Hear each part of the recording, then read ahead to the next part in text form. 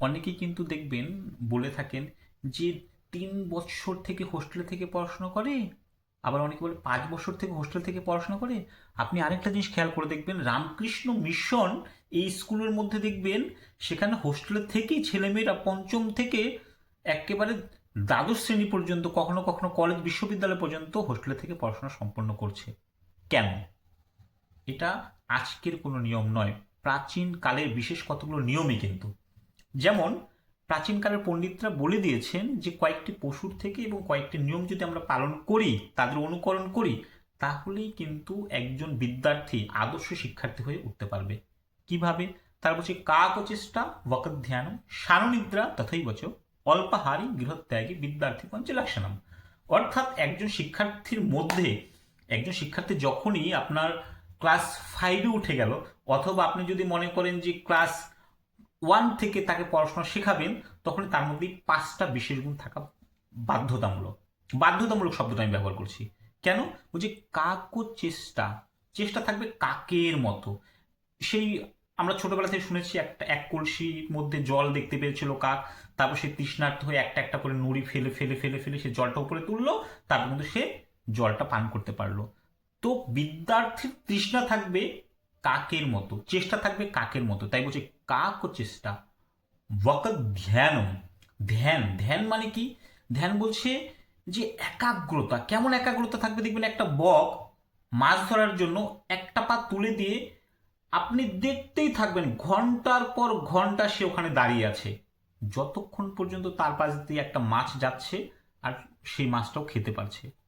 আরেকটু দুপা এগিয়ে নিয়ে সেখানে যদি মাছ না পায়, আবার সেখানে আবার 1 ঘন্টা 1.5 ঘন্টা সে দাঁড়িয়ে থাকে। তাই বলছি বিদ্যার্থীর ধ্যান থাকবে বকের মতো। শাননিদ্রা তথই বচ। কুকুরকে আপনি দেখবেন যখন তখনই ঘুমিয়ে আছে, কিন্তু বাস্তবে কেউ ঘুমিয়ে থাকে না, ওর একদম পাতলা ঘুম। একটা পাতা পড়লো, ও টুক করে উঠে গেল। আবার কেউ একজন আসলো, মাথা তুলে দেখলো, ও একদম পরিচিত মানুষ। এই হলো কুকুরের স্বভাব। বিদ্যার্থী ঠিক একই রকম ভাবে সে কখনো একদম নিশ্চিন্তে ঘোড়া বিক্রি করে ঘুমোচ্ছে, তাহলে হবে না। বিদ্যার্থীর প্রতিনিয়ত মাথার মধ্যে চলতে থাকবে যে আমাকে কিছুক্ষণ পর উঠে আবার পড়াটা সম্পূর্ণ করতে হবে। এটাকেই বলছে শাননিদ্রা। তারপরে হচ্ছে অল্পাহারী। অল্পাহারী, বিদ্যার্থী পেট পুরে খেতে পারে না। বিদ্যার্থী যেহেতু গুরুগৃহে থেকে অধ্যয়ন করবে, তাই গুরুগৃহে যে সামান্য আহার সে পাবে, সেই আহার দিয়ে তাকে সময়টা, তাকে দিনটা অতিবাহিত করতে হবে।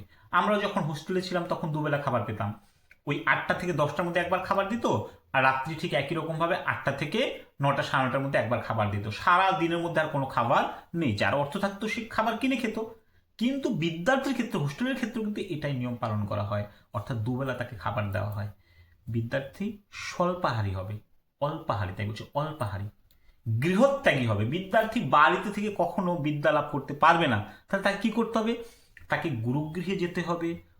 যেমন অনেকের সহবাসিক বাড়িতে অনেকগুলো টিচার দিয়ে দেবো, বাচ্চা বাড়িতেই পড়াশোনা কমপ্লিট করে ফেলবে, কিন্তু না, শাস্ত্র বলছে আপনাকে গুরুর কাছে যেতে হবে, তার কাছে উপবেশন করে তারপর আপনাকে পড়াশোনা অর্জন করতে হবে। সব ক্ষেত্রেই বিদ্যার্থী কি করে? সে আজকের ডেটে কেউ হয়তো ব্যাঙ্গালোর যাচ্ছে, সেখানে পড়াশোনা করছে, কেউ মুম্বাই যাচ্ছে সেখানে, কেউ খড়গপুর যাচ্ছে সেখানে, কেউ একদম রামকৃষ্ণ মিশনে তার বাচ্চাকে দিয়ে দিচ্ছে আবাসিক স্টাইলে। তাতে কি হচ্ছে? সে ছাত্র কিন্তু সেখানে থেকে বিদ্যা অর্জন করতে পারছে। তাই আবার আমি সেই শ্লোকটা, আমার খুব ভালো লেগেছে সেই শ্লোকটা আবার বলছি। বিদ্যার্থীর 5 লক্ষণ: কাকচেষ্টা ওয়াকধ্যানম শাননিদ্রা তথৈব চ অল্পাহারী গৃহত্যাগী বিদ্যার্থী পঞ্চলক্ষণম। ধন্যবাদ।